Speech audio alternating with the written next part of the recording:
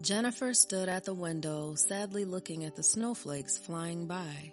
A New Year's Eve was approaching, and she was not in a festive mood. Her dog Archie and the books she had bought last weekend were waiting for her at home, but she couldn't even begin to read them because of the New Year's Eve mess at work. And now, all the reports were done. She could breathe easy and finally sit down in her favorite armchair, turn on the electric fireplace, and open a book that she had been dreaming to read for a long time. Remembering her dog and books, Jennifer even cheered up a little, and the fact that she would have to celebrate the New Year alone since her parents had gone to relatives in another city did not upset her too much. She could not go with them because she had a duty on January 2nd. After the work, Jennifer decided to go to the store. The variety of New Year's Eve merchandise dizzied her. Without noticing it, she took a basket full of decorations, and only at the cash register she realized that she had really overdone it. But she decided to keep it and decorate the house with new garlands and tinsel. The city was sparkled with bright lights, and Jennifer wanted to walk along these beautiful streets, but she remembered Archie in time and quickened her pace. Her father usually took him for walks in the evenings, but now her parents were out, and Jennifer had to take care of him. As soon as she opened the door of the apartment, the dog sharply jumped out into the entrance, squealing to indicate that his patience was about to end. Jennifer immediately put a bag with the purchases on a night table in a hallway, took a leash, and ran with Archie on the street. The dog jumped out into the street and rushed with all his paws to his favorite tree. The walk did not last long. It was very cold outside. Jennifer was noticeably cold in her overcoat over a light blouse after about 20 minutes, but Archie did not want to go home. He was running around in the snow, tossing up and catching his favorite rubber toy, which they always took for a walk. Suddenly, the dog rushed away from her and pulled Jennifer as hard as he could. Archie had never allowed himself anything like that, and now such an action was incomprehensible to Jennifer. He ran to the cars parked in front of the entrance, and looking under the neighbor's car, he barked loudly. Jennifer approached, peeked behind the car, and stopped in confusion. There was a man sitting against the driver's door with his back to the car, already covered with a snowdrift. It was her neighbor, Marcus.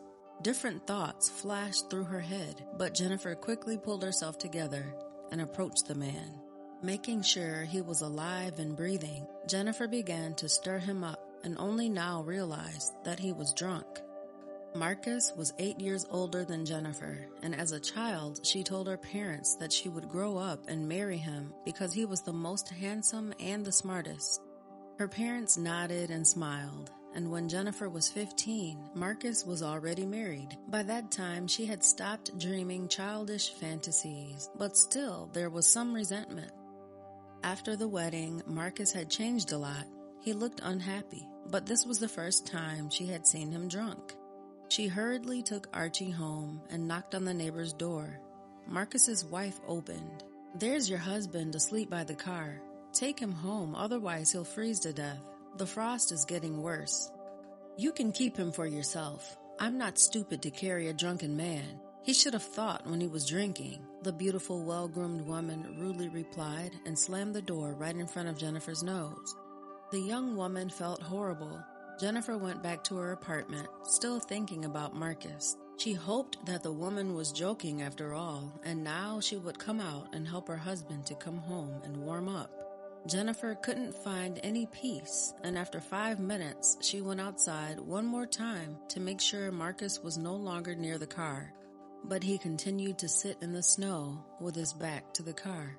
Jennifer decided to go to her neighbor again, but as she approached their apartment, she heard the loud sound of the TV set and was stunned how his wife could calmly watch TV when her own beloved could have died of hypothermia. She could not believe that people can be so indifferent, but then it hit her that she herself is not much different from this woman, if it indifferently allowed a man to be outside. Jennifer went downstairs where her father's friend, Mr. Bell, lived, and he was just coming out of the apartment with a big bag. "Oh, hello, princess," as he called her since childhood. And here I am going to the village to my family. They are already there, 2 days preparing for the new year. And I just finished with work. Do you want something? You see, Marcus has been asleep, drunk near the car for a long time, and his wife refused to take him home. Mr. Bell hurriedly closed the door and hurried outside. He threw his big bag into the trunk of his car and ran up to Marcus. He never drank. His wife must have driven him crazy. He tried to wake him up, but it didn't work. The man lifted Marcus under his arms and dragged him to the right floor, and Jennifer again rang the familiar doorbell. Marcus's wife looked through the peephole and shouted through the door to take her husband to where he was drinking. Mr. Bell did not answer, just shook his head and turned quietly to Jennifer. Princess, can I bring him to you? I have to go, and we can't leave him alone like this. He looked at Jennifer questioningly. Jennifer agreed, and Mr. Bell laid Marcus on the sofa in the living room, took off his shoes and outer clothing, and began to rub his feet and hands. After a few minutes, he began tossing, opened his eyes, looked around, and turned on his side and continued sleeping. Well, all right. He'll live, but he needs a good sleep. It's scary to think what would have happened if it hadn't been for you. Mr. Bell shook his head. Nobody would have seen him there. It's all Archie, Jennifer replied, stroking the dog, curiously looking at the sleeping guest. Well, that's it. I really have to go. My family is waiting. I'll run, and you look after him. And when he wakes up, make some chicken broth. Don't be lazy. The neighbor winked enigmatically and left, and Jennifer covered Marcus with plaid and, turning off the light, left the room, closing the door behind her. She poured hot tea and sat down comfortably in her favorite armchair with a book in her hands. During the interesting reading, the night flew by unnoticed. Several times, Jennifer looked into the room to make sure that Marcus was sound asleep. On returning from a morning walk with Archie, Jennifer made a broth of chicken with greens. Her father rarely drank, but such mornings her mother always made him broth, and he ate it with pleasure and said that he had the best wife in the world. Jennifer went into the room to see how Marcus was doing, and found him sitting on the couch with his hands on his head. "Good morning," she smiled shyly. "Where did you come from?" Incomprehensibly, Marcus began to squeeze his temples with his palms. "I live here, and you're my guest. Mr. Bell brought you here. Archie and I found you sleeping in the snow." "Really? I don't remember anything at all." "Wait, why didn't Mr. Bell take me home?" "Your wife refused you home drunk." Marcus's face changed, and he thought. Jennifer decided to diffuse the atmosphere, and asking him to wait a minute, went out of the room and then returned with a cup of hot broth in her hands. "Here, this will help you." Marcus accepted it without further ado and greedily drank every last drop. "Magical. You saved me not only yesterday, but now. I thought I was going to die right here, but you didn't let me. Thank you for everything, and I have to go home." Marcus got up, took his outerwear, and left the apartment.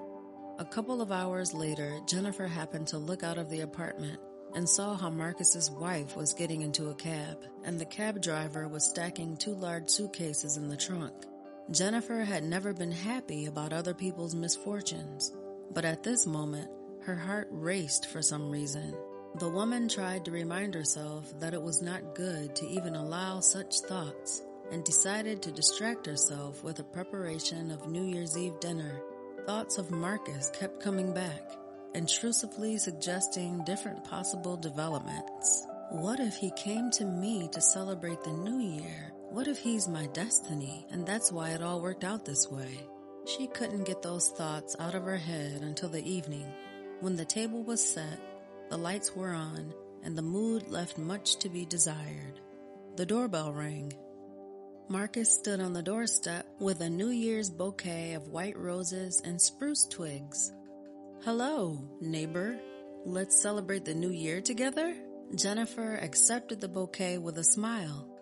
Since then, for 20 years, Marcus gives his wife, Jennifer, the same exact bouquet on New Year's Eve, and when the eldest son asked why he gifted the same composition all the time, they both answered in one voice, "It's a tradition."